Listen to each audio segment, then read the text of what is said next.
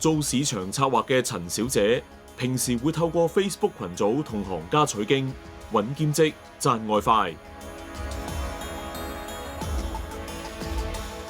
佢有次見到貼文，請兼職推高購物網站流量，加入一個 WhatsApp 群組同網上平台登記之後，管理員會每日派刷單工作，限住請幾多人。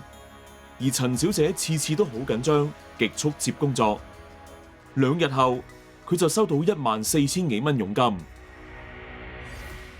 出咗第一次佣金俾我之後，嗰個人就話要做一個修復系統嘅工作，要我入錢先可以做到刷單。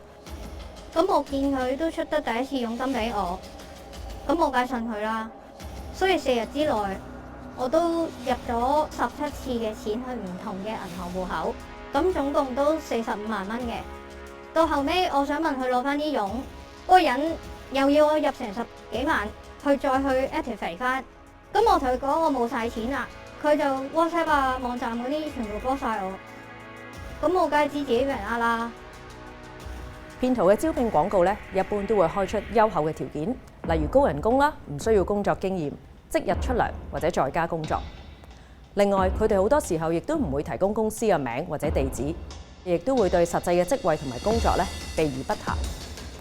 想預防求職騙案，市民應該先了解嗰間公司嘅背景或者業務性質。如果被要求要交行政費或者申請貸款，就更加應該小心啦。